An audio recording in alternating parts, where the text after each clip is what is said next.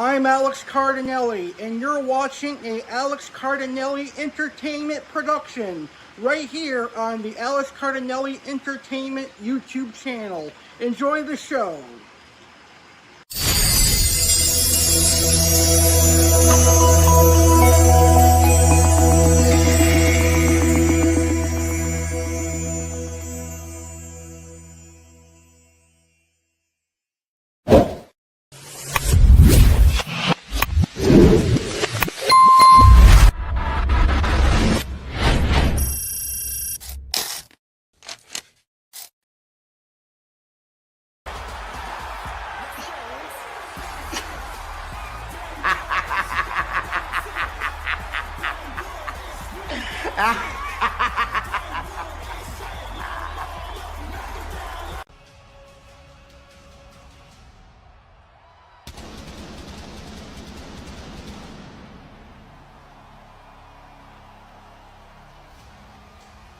WWE Takedown with Alex Cardinale.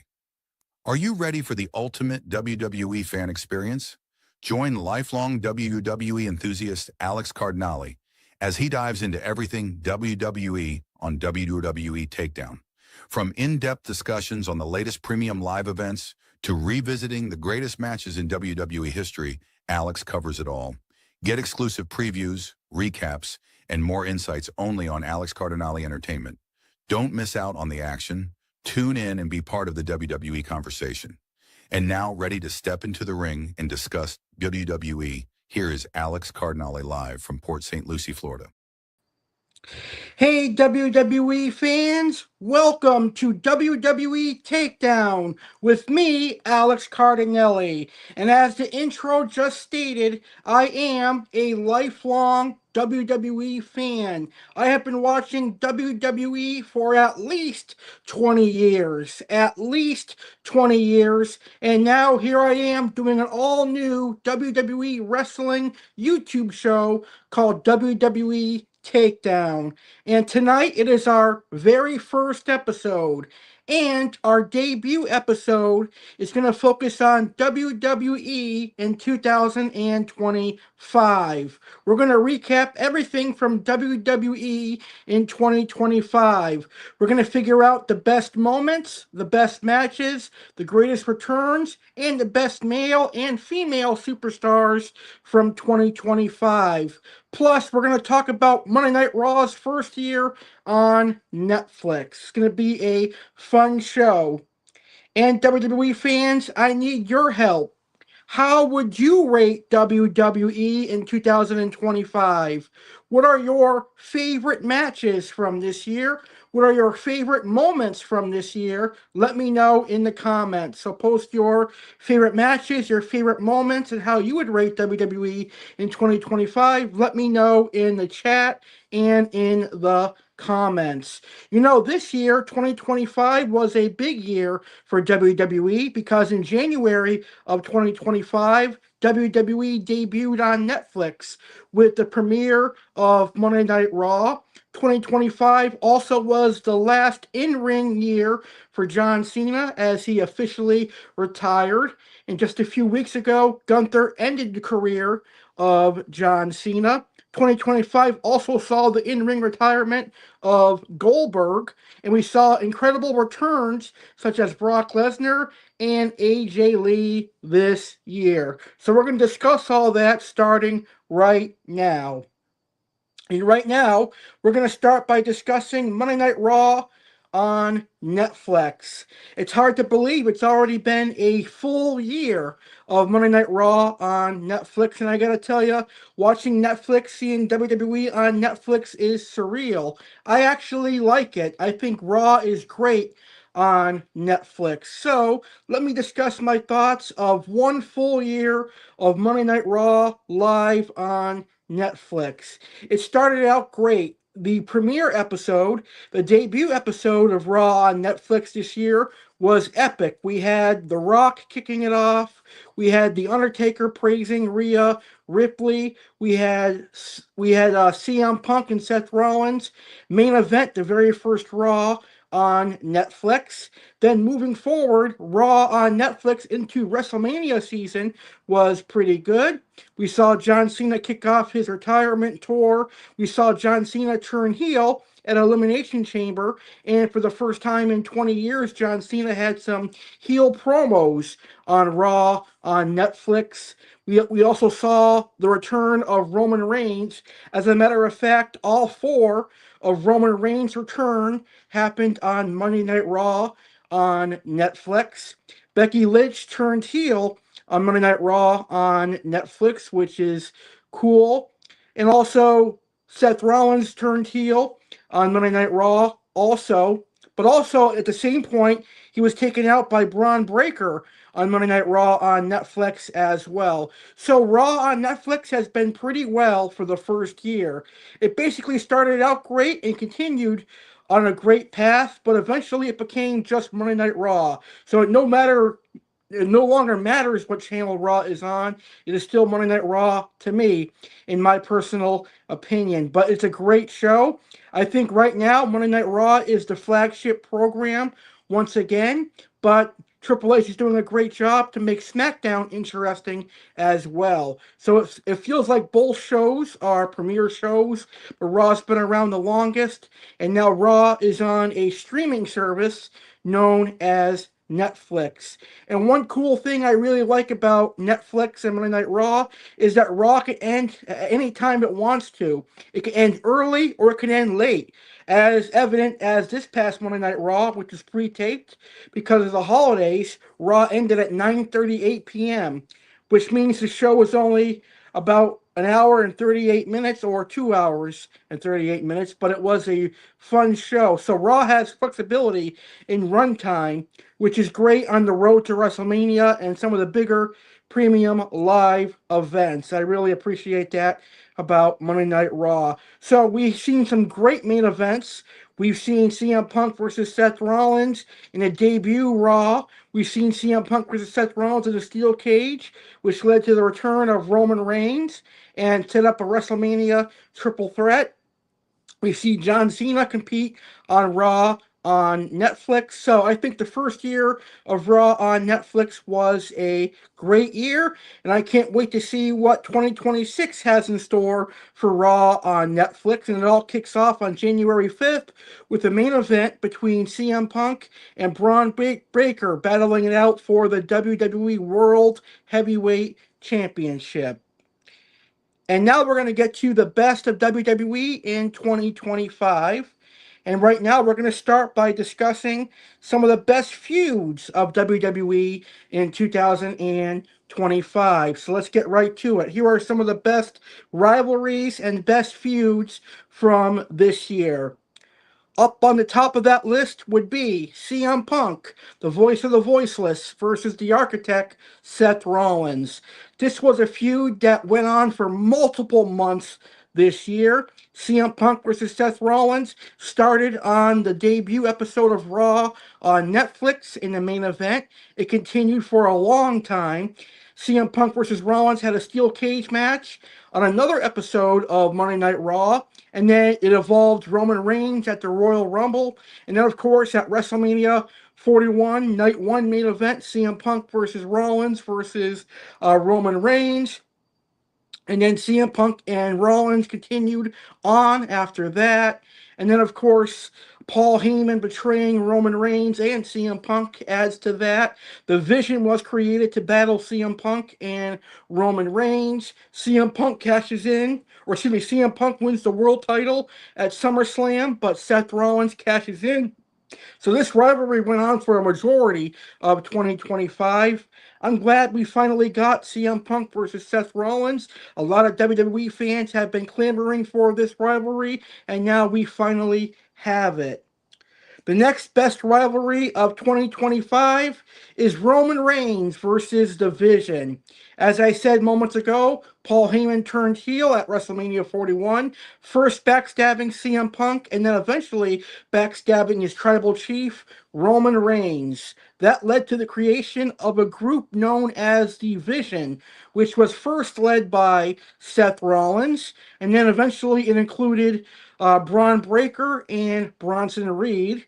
And then later in the year, after Seth Rollins got injured, he was speared by Braun Breaker and taken out. And now we've got Division consisting of Bronson Reed, Braun Breaker, and Austin Theory, and still led by Paul Heyman. But throughout the year, Roman Reigns was feuding with the Vision and Paul Heyman. He had some incredible matches with Bronson Reed. Bronson Reed and Roman Reigns had some good matches. Now, I'm going to be honest, before I saw Bronson Reed versus Roman Reigns, I had no interest in Bronson Reed. I thought he was a kind of a boring wrestler, boring personality, but he did really well against Roman Reigns, so I'll give Bronson Reed that. Reed versus Reigns was great, but we all know the money match is going to be Reigns versus Breaker at some point. I see that happening in the very near future, especially in 2026.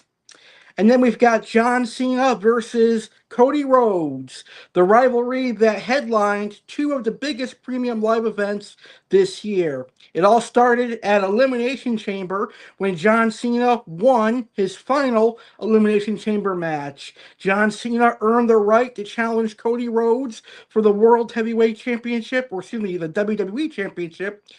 He earned the right to challenge for the WWE Championship at WrestleMania 41 when he won the Elimination Chamber. And then all hell broke loose when John Cena, for the first time in a long time, turned heel and kicked Cody Rhodes right in the balls, which led to WrestleMania 41 in what was a despicable main event match, because I say that because there was no follow-up to it. Travis Scott got involved for no reason and basically ruined Cody Rhodes' championship reign, because John Cena became champion for the 17th time in his career. I think they just gave John Cena the championship just so he could have his 17th title and because he was retiring. That's fine. You could have done that without involving Travis Scott. But we all know that Travis Scott chickened out. He did not want to participate in WWE. He realized it's a lot of hard work, a lot of strain. You got to be in physical shape, and I don't think he wanted to dedicate that. So I think he chickened out, and basically they had to scrap all those plans and turn John Cena babyface again. And that led to SummerSlam, where John Cena eventually did turn babyface, and Cody Rhodes went over John Cena and regained his WWE Championship. Now, hindsight is 2020.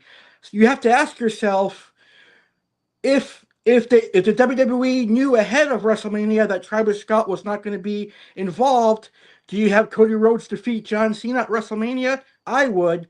I mean, Cena had a hell of a career. He really didn't need the 17th World Championship. That's my personal opinion. A lot of fans are going to feel different, but Cena's had a hell of a career. He did not need the 17th championship, but at least he has it under his belt. But John Cena and Cody Rhodes was a feud that went on for two of the biggest premium live events this year, WrestleMania and SummerSlam. And this year's SummerSlam was the first to be a two-night SummerSlam. That's going to be the trend moving forward. Gunther versus Jey Uso. Jey Uso started this feud by winning the Royal Rumble match, and Jey Uso chose Gunther as his opponent. So Gunther versus Jey Uso started at Saturday night's main event in January of this year. Then Jey Uso won the Royal Rumble. Then he chose Gunther, and at WrestleMania 41, Jey Uso did the impossible. He defeated Gunther and became the World Heavyweight Champion. Jade Cargill versus Naomi. This feud started way back in November of 2024 when Naomi attacked Jade Cargill and took her out of action.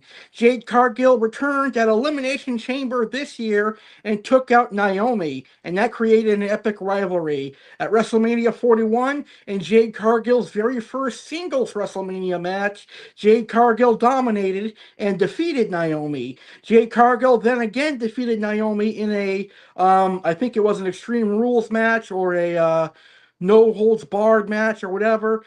Jade Cargill defeated Naomi at Evolution. And then eventually Jade Cargill used that rivalry to get herself into a WWE Women's Championship feud with Tiffany Stratton.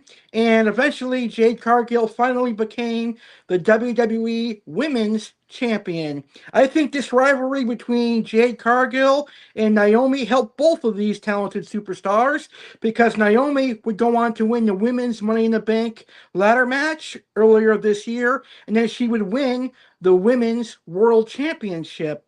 However, due to life, she got pregnant. She had to vacate the Women's World Champion, but she'll be back and she'll probably fight for that title again. And of course, now we have Jade Cargill as our WWE Women's Champion.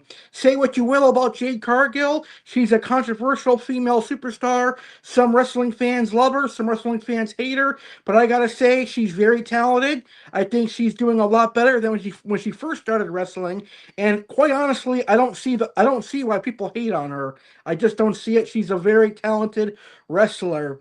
There's a lot of women wrestlers out there, so it's hard to just pick one and critique her constantly. I see that a lot on Facebook and social media. People will harp on Jade Cargill and say she's very green. I think there are plenty of other women superstars who need to get better in the ring, such as the woman that Jade Cargill beat for the championship, Tiffany. Tiffany Stratton needs a lot of improvement as well, but people don't say that because she's pretty. But she's a good wrestler, but she only has two moves, and it's hard to get behind a wrestler who only knows two moves. But that's my personal opinion. Another epic women's rivalry is from Monday Night Raw. It was for the Women's Intercontinental Championship. Becky Lynch versus Lyra Valkyria. Now, this feud is kind of sad because after this feud, Lyra Valkyria kind of disappeared from independent wrestling. She moved into a tag team with Bayley, and then several months went by. She wasn't seen, and several months later, she reappeared on Monday Night Raw. So I guess you could say Becky Lynch buried Lyra. I don't know. Maybe she did. But this feud started at WrestleMania when Bayley was taken out and Becky Lynch was called in to replace Bayley. And Becky Lynch eventually earned her trust only to turn on Lyra and become the Intercontinental Champion. Becky would then beat her in rematches, and now Lyra Valkyria is a tag team wrestler. Also this year, we've seen the return of AJ Lee, and that led to Becky Lynch versus AJ Lee. We never got a one-on-one match between the two, but we got a mixed tag match at WrestlePalooza, and we got them facing off in the Women's Survivor Series War Games match. But I gotta tell you, it is great to see AJ Lee put a whooping on Becky Lynch. And finally, the last two rivalries, one is ongoing now, and in a couple of weeks in Berlin, Germany, we're going to see a 2 out of 3. We're going to see a two stages of hell match, or excuse me, a 3 stages of hell match between Cody Rhodes and Drew McIntyre. That's been an epic rivalry this year, as has Cody Rhodes versus Kevin Owens. So those are some of your best WWE feuds of 2025. And now we're going to talk about the most shocking moments of 2025. So here are some of the most shocking moments from the year. I don't think anything is going to top this moment. John Cena turning heel at Elimination Chamber. Fans have been clamoring for John Cena to turn heel for decades, and John Cena did at Elimination Chamber this year. So The Rock showed up at the end of Elimination Chamber to see if Cody Rhodes would turn heel and join The Rock. It was a great pivot to have John Cena be the one that turned heel. John Cena first hugged Cody Rhodes, and then eventually John Cena ended up kicking him right in the balls, turning heel for the first time in a long time. Fans were very happy about this. Fans loved the ending of Elimination Chamber because they wanted John Cena to be heel for a long time. And John Cena's heel run, as good or bad as it was just great to see John Cena finally be a heel. But I am of opinion that his heel run was kind of forced because we all knew he was retiring at the end of the year. We all knew he's probably not going to retire as a heel. We knew eventually he'd turn babyface again, and he did. Also, what hindered the John Cena heel run was Travis Scott basically chickening out, The Rock no showing again. So WWE was doomed, but they did great with his heel run. At least we got to see him work with CM Punk again, Randy Orton again, and Logan Paul. So in the end, his heel run worked out. But I gotta say, I don't think anything is going to top John Cena's heel turn for a shocking moment of the year. Another heel turn that I want to talk about is Jade Cargill. Jade Cargill turned heel on SmackDown this year when she attacked Tiffany Stratton after being frustrated for not winning the Women's Championship. It was cool seeing Jade Cargill turn heel. I think that is what Jade Cargill needed. She needed to change character. She needed to be a bad, vicious woman, and I like that. I like Jade Cargill as a heel. I think she's a very, very good heel. Another shocking moment is the ending to WrestleMania 41, Night 2. John Cena won his 17th World Championship, and to do so under controversial circumstances. John Cena used rap star Travis Scott to defeat Cody Rhodes and become a world champion for the 17th time in his historic career. It sucks because after WrestleMania, Travis Scott was never seen again, and basically it made fans feel like they just used Travis Scott for a shock factor and just for John Cena to turn heel. But it was a shocking moment. It had fans talking, good and bad, so you have to acknowledge it. I don't think Cody Rhodes should have lost the title, but I'm glad he regained it and won it back a few months later at SummerSlam. Jey Uso winning the Royal Rumble was a shock. A lot of people thought John Cena would win the Royal Rumble match because it was his final. But John Cena went on to win the Elimination Chamber. Also a shock was Jey Uso winning the World Heavyweight Championship, kind of in a fashion similar to Daniel Bryan and Kofi Kingston. It was great to see Jey Uso become successful as an individual wrestler, but I think he's more better suited as a tag team superstar. Another shocking moment was CM Punk winning the World Heavyweight Championship at SummerSlam. CM Punk worked hard for the past 10 years to return to elite level at WWE. He won the WWE World Championship only for it to be taken away by Mr. Money in the Bank Seth Rollins. Seth Rollins cashed in at SummerSlam and became the world champion. Again, eventually CM Punk would win the World Championship when Seth Rollins was forced to vacate the title due to injury. CM Punk would defeat Jey Uso to become the new World Champion and our current World Champion right now. Another shocking moment from this year is Gunther. Gunther retired John Cena a couple weeks ago on December 13th, Saturday Night Main Event. But also this year, Gunther retired Goldberg. So Gunther is becoming the new legend killer because this year he killed two legends, both on Saturday Night's Main Event. First, in the summertime, Saturday Night's Main Event in Atlanta, Georgia, Gunther killed Goldberg. And then a few weeks prior to Christmas in Washington, D.C., the nation's capital, Gunther killed a star almost as big as Hulk Hogan. Gunther killed John Cena and ended his career. Jade Cargill winning the Women's Championship was a shocking moment, at least for me, because I'm a big Jade Cargill fan. I enjoyed that. Another shocking moment, but this is a moment that I actually saw coming, and that is the heel turn for Paul Heyman at WrestleMania 41. Paul Heyman betrayed CM Punk first, and then he betrayed Roman Reigns. And that led to the creation of the Division, led by Seth Rollins. So those are all the shocking moments of 2025 that happened in the WWE. Well, coming up next, we're going to talk about the best returns that happened in the WWE this year. But I want to invite you to my flagship program, Saturday with Alex Cardinale. And tomorrow night, it is the final Saturday with Alex Cardinale of 2025. And we are going to determine the best of 2025. And you are all invited.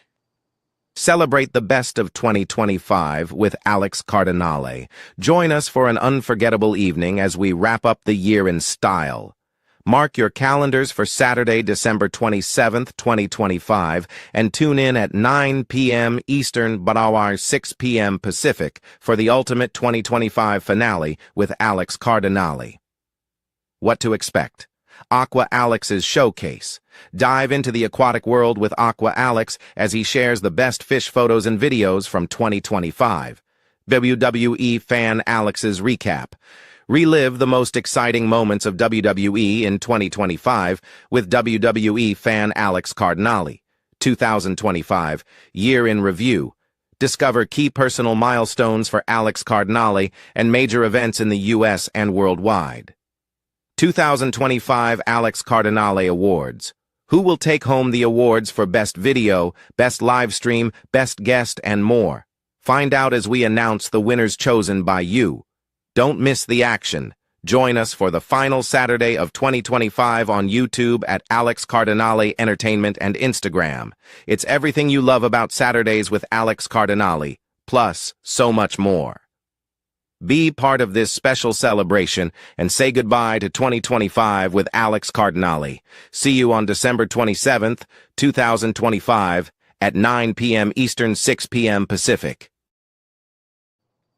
All right, and now we're going to talk about the best returns for the WWE in 2025. And I got to say, this year there wasn't that many returns, or at least memorable returns, except for one huge one, which we're going to talk about. But we did see some incredible debuts in 2025. We saw the debut of Ricky Saints in NXT, and Ricky Saints is already a former NXT champion. Ricky Saints, formerly known as Ricky Starks from AEW, he debuted earlier this year in NXT, and he eventually will be part of the main roster on Raw or SmackDown, and I can't wait to see that. Ricky Saints is a talented wrestler from New Orleans. I've been following his career for some time now. He probably was one of the only superstars that I cared for on AEW when I watched, other than MJF and a couple of others. It'd be cool to see MJF in WWE eventually, but one shocking debut on NXT this year was Ricky Saints. Obviously, Joe Hendry came to NXT with the TNA partnership, but now Joe Hendry is a WWE superstar, and he'll be appearing on the SmackDown brand moving forward. But let's talk about some of the returns that happened this year. At WrestleMania 41, the return of the man, Becky Lynch, a multiple-time women's world champion. Becky Lynch returned at WrestleMania 41 to team with Lyra Valkyria to win the Women's Tag Team Championships. Then the next night on the Raw after WrestleMania, Becky Lynch turned heel, and she started another singles run that led to her becoming Intercontinental Champion for a long time until AJ Lee cost her the title by distracting her and allowing Maxine Dupree to capitalize. So Becky Lynch was a shocking return and best return of the year. The biggest return of the year for me, though, is AJ Lee. AJ Lee returned in SmackDown in Chicago to help her husband CM Punk, because Becky Lynch had gotten involved with CM Punk and Seth Rollins' rivalry, and obviously CM Punk wouldn't hit a woman, so he involved his wife. And that led to AJ Lee returning for the first time in over a decade, and we got to see AJ Lee wrestle in a couple of matches this year, and I'm sure we'll see her in 2026 and moving forward. A controversial figure returned this year, someone that was involved in a scandal involving Vince McMahon. I was kind of shocked to actually see him back in the WWE, but Brock Lesnar returned at SummerSlam 2025. The conclusion of SummerSlam saw Brock Lesnar come out, F5 John Cena, and leave, and then at WrestlePalooza, WWE's debut on ESPN, Brock Lesnar destroyed John Cena. So talk about a huge return. Brock Lesnar coming in, dominating John Cena, and then dominating at Survivor Series War Games. Pretty cool to see Brock Lesnar back, but maybe this is his retirement year. We shall see. And then we've had other returns. one-night only appearances. Dolph Ziggler returned in the John Cena Last Time Is Now tournament. And then we had Matt Cardona or Zack Ryder return in the John Cena The Last Time Is Now tournament. But the Royal Rumble is right around the corner. We could see them as surprise entrants in the Royal Rumble. And then one pay-per-view only, or one premium live event only, we saw the return of Goldberg. It was Goldberg's retirement run, and he was retired by Gunther. So those are the returns of 2025. And now let's talk about the best premium live events of 2025. And now with WWE broadcasting all its premium live events on ESPN, Saturday night main events are now considered special events because Saturday night's main events are no longer airing on NBC. They are airing exclusively on Peacock. And also Peacock gets all the NXT premium live events as well. So, some of the best premium live events from this year. Royal Rumble. The Royal Rumble event this year itself was pretty good. The best match of the night for me for the Royal Rumble was the men's Royal Rumble match, followed by Cody Rhodes and Kevin Owens' ladder match. I enjoyed this year's Royal Rumble event.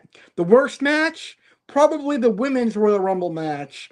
But I enjoyed Royal Rumble 2025 this year. It was a great event. I'd give it a B+.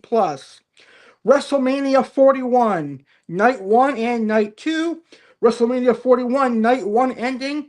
The shocking betrayal. Paul Heyman stabbing CM Punk in the back and then stabbing his tribal chief, Roman Reigns, in the back was a shocker.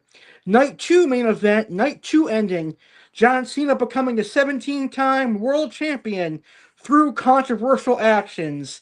That in itself gives WrestleMania 41 a B- because there was no follow-up in the Travis Scott situation. SummerSlam. This year's SummerSlam was the very first two-night SummerSlam. Night 1 saw CM Punk win the World Heavyweight Championship versus Gunther and Seth Rollins cash in. And Night 2 saw Cody Rhodes dethrone John Cena to win back his second WWE Championship.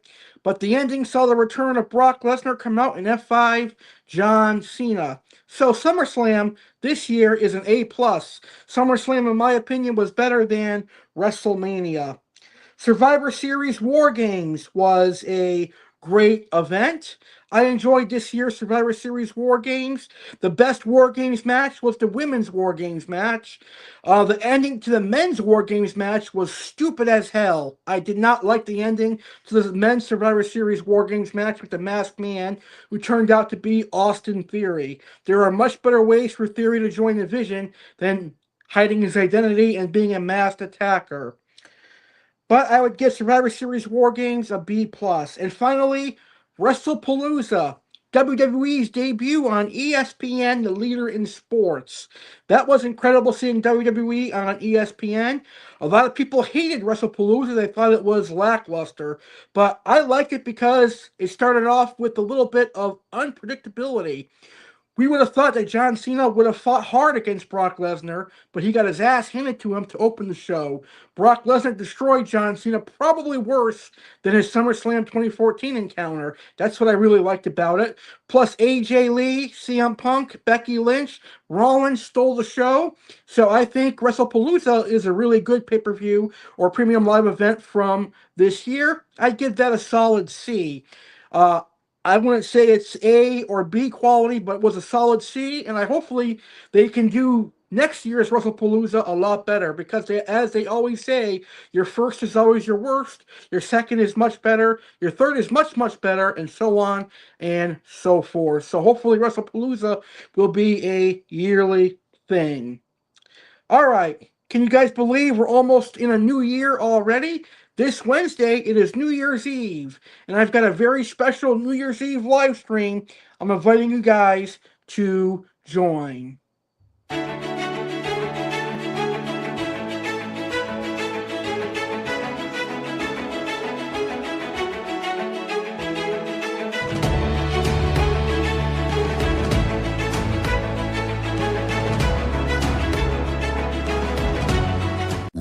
2026 with Alex Cardinale. Join us for a spectacular New Year's Eve live stream presented by Saturday with Alex Cardinale. Get ready to wrap up 2025 in style and kick off 2026 with excitement and inspiration. Date, Wednesday, December 31st. Time, 9 p.m. Eastern, 6 p.m. Pacific. Where YouTube channel, Alex Cardinale Entertainment and Instagram. What's happening? Delicious recipes. Chef Alex will dazzle you with mouth-watering New Year's Eve and day recipes, perfect for your celebrations. Aquarium tips. Aqua Alex is here to help fish keepers rejuvenate their aquariums. Embrace 2026, the year of the element fire, with fascinating facts about fire eels, firemouth cichlids, fire shrimp, and firewood catfish. 2026 highlights. Discover the big events and thrilling happenings to look forward to in the new year. Goal setting. Let's set inspiring goals for 2026 and discuss effective strategies to achieve them. New Year resolutions. Be inspired by Alex Cardinale's personal resolutions and create your own. Reflecting on 2025. We'll explore the lessons learned from 2025 and remember its most significant events and much more. Don't miss this special opportunity to celebrate with us and start the new year with energy and enthusiasm. See you this Wednesday at 9 p.m. Eastern Time, 6 p.m. Pacific Time for a night of fun, food, and fantastic insights. Let's make 2026 unforgettable together. See you this Wednesday at 9 p.m. Eastern, 6 p.m. Pacific on YouTube, Alex Cardinale Entertainment, and Instagram. All right now we're going to talk about the best matches of 2025.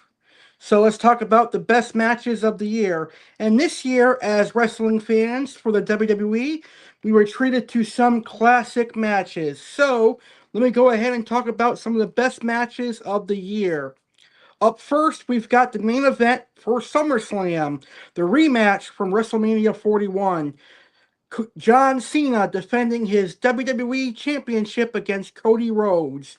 John Cena versus Cody Rhodes for the WWE Championship at SummerSlam was a great match. It saw a lot of offense.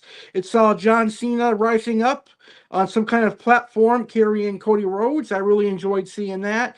But in the end, Cody Rhodes got the upper hand. Cody Rhodes pinned John Cena, and Cody Rhodes regained his WWE Championship. And John Cena finally embraced Cody Rhodes as WWE's future. That was a great match.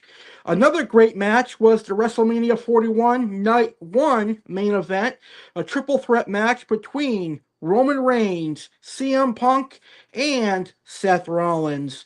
A battle of two former Paul Heyman guys and a future Paul Heyman guy, because at the end of the night, Paul Heyman would betray CM Punk and Roman Reigns and align with Seth Rollins, leading to the creation of The Vision.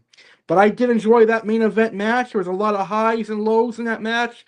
And at some point you thought CM Punk was going to win. At some point you thought Roman Reigns was going to win. But it was a great match full of great suspense.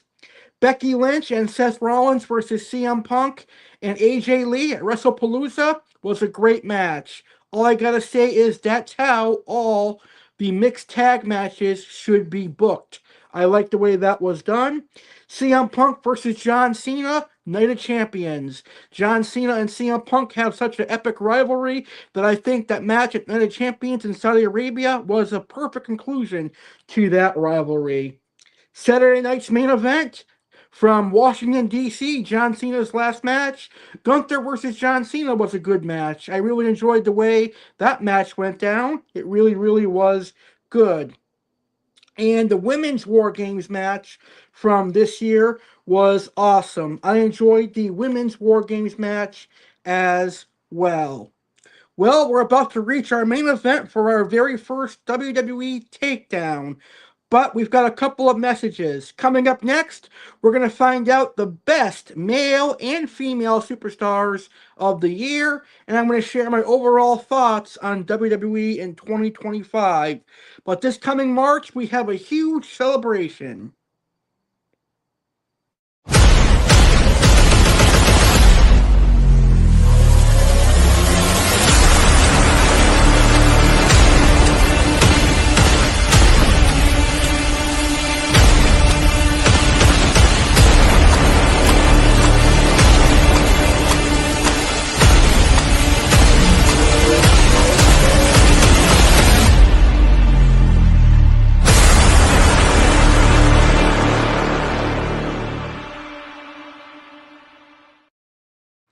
That's right. In March, we'll be celebrating 12 years on YouTube.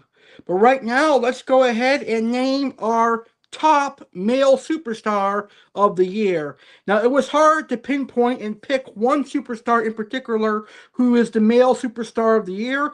There were a lot of candidates I had to choose from.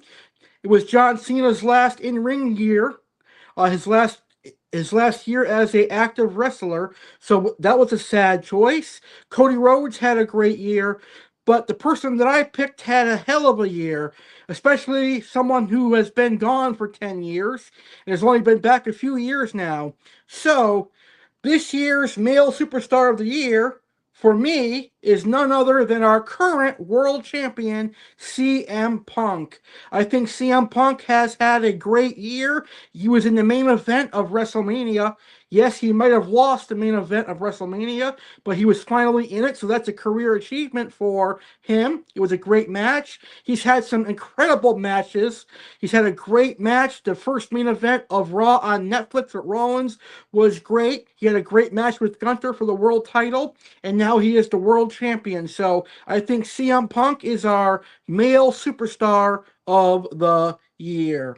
Coming up next, we're going to find out who is the female superstar of the year. But I want to invite everyone to check out my Facebook subscription page and why you should become a member. Support your favorite creator, Alex Cardinale. Become a subscriber and unlock exclusive content. Do you love the creative work Alex Cardinale brings to your feed? Want to show your appreciation and get more amazing content? Now's your chance. Subscribe to Alex's Facebook subscription service for just 99 cents a month and dive into a world of exclusive content made just for you. What's in store for subscribers? Exclusive content. Access posts, videos, photos, and polls that are only available to subscribers. Live videos. Watch exclusive broadcasts that you won't find anywhere else. Subscriber group. Join a community of like-minded fans to discuss topics and enjoy exclusive posts. Blog interviews. Read fascinating interviews hosted by Alex with intriguing guests. Featured content. Enjoy profiles of freshwater and saltwater fish, delectable recipes, and so much more. Subscriber badge. Show off your support with a special badge next to your comments on Alex's posts and live videos. You can remove it anytime. Don't miss out on this opportunity to engage deeper with the content you love. Subscribe now and become part of Alex's exclusive community. www.facebook.com/acool1993/support. Note, the subscription link is also available in the description. Thank you for supporting small content creators like Alex Cardinale. Hello. First of all, I want to begin by thanking you for checking out my subscription page. I'm Alex Cardinale. You may know me as Aqua Alex, Chef Alex, or Detective Alex. I am a content creator for over 11 years. I've been creating YouTube videos and podcast. And now I am offering an exclusive subscription service right here on Facebook. And for only 99 cents, you can subscribe to this exclusive subscription service. Are you a fan of mine? Well, show your support by subscribing to my Facebook subscription service. By becoming a subscriber, you will get access to the following: blog interviews. I will interview fish keepers, chefs, firefighters, etc. People who are too busy to get on the camera. I will have these blog interviews right here on my Facebook subscription service. I will also have videos, pictures, and other posts exclusive to my subscribers. I will also have live streams and Q&As exclusive to my subscribers. All that and more. So thank you for considering subscribing. Remember, it's only 99 cents a month, but that 99 cents a month and your support means the world to me. So thank you guys for checking out my subscription page, and I hope you'll become one of my amazing subscribers. Alright, right now it is time to find out who is the female superstar of the year. And this is an easy pick for me.